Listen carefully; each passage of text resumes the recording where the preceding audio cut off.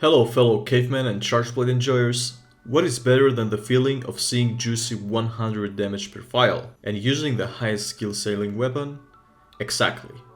Hitting 150 damage per file and seeing random 180 plus files sometimes. Last week I covered the beginner chargeblade progression builds, but today we're going to cover the best builds possible for SAD playstyle, but it's also super comfy on top. For these builds, mostly we will have to be 150 or more, but that's not far away. You level up 100 rank per quest, or even more from Apex quests. The only issue for Rise building, and which was quite demotivating for me to do builds for Rise Switch release, was the charms. Because it's super RNG what someone gets, and the ceiling of best charms possible is 1 in a billion dropshins or even more. So technically no one could ever make the literally best builds possible, even though we knew the table for the charms and which ones are legit. But now on PC the charms can be just edited to the highest possible legal value. Everyone has access to the god charms. And we finally have a standard for building properly. However, not everyone likes to do that and maybe wants to enjoy a few weeks of charm grinding, so I'm gonna make a version without charm and one with the best charm possible. There is no in between since I can't sadly make 15 million builds on a single video. In Vault we had attack decorations for example, but decos were like 1 in 1,000 so everyone could get them at some point and finish min-maxed builds and not 1 in a billion like Rise. Which means you'll never be able to obtain maxed out gold charms unless you win the lottery. So again, to get the best possible builds, we need edited charms. If someone is going to cry about edited charms, well, too bad, but you're not in kindergarten here. And also, who is so entitled to tell you what to do with your game that you paid $60 for, right? Just mentioning this because I saw some disgusting tweets on Twitter against editing your own save files, and people crying on Twitter, which is every year the same on new releases. Not everyone buys the game or has time to grind things. They just want to enjoy endgame content maybe, and you do have to accept that. Especially if someone put already 600 hours and Capcom refusing to do a cross save when it takes 1 day to do that. PC is a blessing, and I think people should appreciate more the modders that gives us extra content or shortcuts in cases like this. But yeah, it's Twitter, can't expect anyone with a hot take like that having more than one working brain cell. Just wanted to have this out because it really makes me sad how the community is fighting each other every single time, instead of enjoying and playing the actual game, like however everyone wants. It's simple, play the game, have fun, and don't judge others' playstyle. They're not affecting you or your gameplay at all. And the argument with them joining your session with maxed out builds is also stupid. First off, people legit had maxed out stuff during the second day already. I myself had it in like the third day. It doesn't take much to reach endgame. Secondly, it really doesn't make much difference in damage anyway. And last of all, if you're shooting an SOS signal with Hunter rank 1, you're basically asking to get carried instead of getting the game's combat experience on your own first. Because multiplayer makes hunts 100 times easier. Now this is cheating, getting hard carried. Sorry about the long one-time pre-talk, and with that said, let's get straight into the builds, guys. First off, I will show you the maxed out build and then the version without charms afterward. Since impact files are only scaling from your row, priority is to get it as high as possible. As you can see, we're using a lot of basal parts, which are meta for SAD builds simply because of how many good skills the armor has. I'll start by explaining the skills really quick. Attack boost 7 for 10% extra row plus 10 bonus.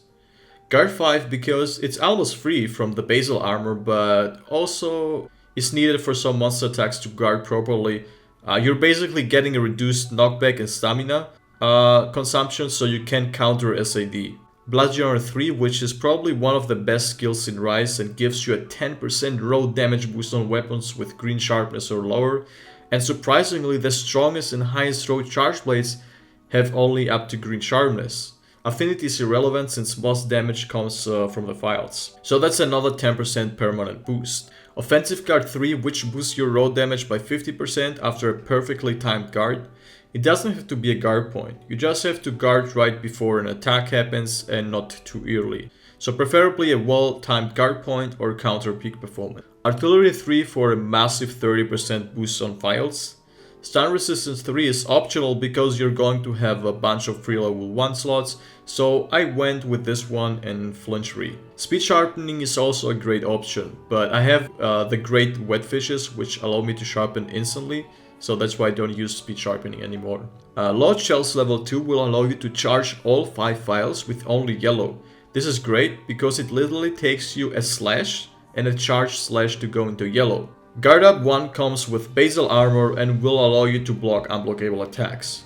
Some monsters like Rejax Beam cannot be blocked without Guard Up or Teostrus Nova. There is a couple of them and you just need one single level to enable everything. Decorations used are 4 attack, 1 offensive guard, yeah you will have to fight Volvidon, I'm sorry.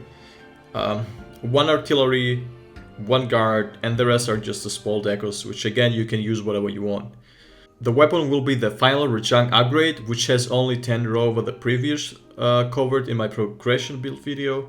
The ramp up will be Dueling Strike, which has a 10% chance to increase your file damage by 20 on a random hit if your sharpness is green or lower, so basically always you have a 10% chance. Now this causes the files to jump from like 150 to like 180 randomly, or from 100 to 120, again there is big variety. It's an average 2% boost basically, so it's not really much, but I think it looks very cool. The switch skills will be Condensed Element Slash, so you don't bounce off by charging your sword.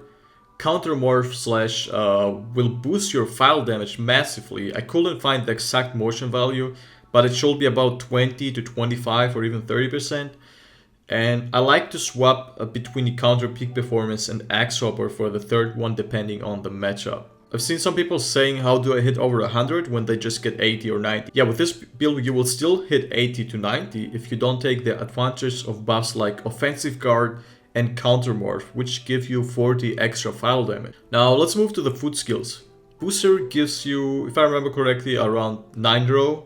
And Bombardier, the most important skill, which boosts your files by another 15%. So yeah, don't forget to eat for Bombardier guys, it's massive. In Rise it's much easier to get daily skills because you can just use the voucher, which procs like 90% of the time. Before we go to non-charm builds, let's have a quick summary of how much your file damage is boosted. Around 50% from attack boost, 10% from Bludgeoner, 15% from the food skill Bombardier, another 5% from booster and demon buffs, 30% from artillery, 20+% if you guard point with counter morph, the switch skill, and another 15 from offensive guard if you guard perfectly timed. That's why you will see a variety of files from around 90 damage all the way up to 150 or even 180 with Dueling Strike, depending on what boosts are active. With that said, let's go to the non-charm build. As you can see, all we're losing is 5% from attack boost and another 5% file damage from offensive guard and 3 levels of guard also. But you're gonna have at least some charm, right? Which will make the difference even smaller. So yeah, common charm to 1 in a billion god charms are not making a big difference. It's all about performance. All we have changed here was a Diablos to Renoplus chest because it's super efficient for artillery. If you want, you can also drop attack decos for more guard, so this build still hits for 80 to 130 file damage. And that was already it. Stay tuned for Meta Savage Axe by subscribing and turning on notifications. If this video helped you and answered some questions, you can also help me a lot by leaving a like and comment down below what you want to see next. With that said, I wish you all a nice day and happy hunting guys.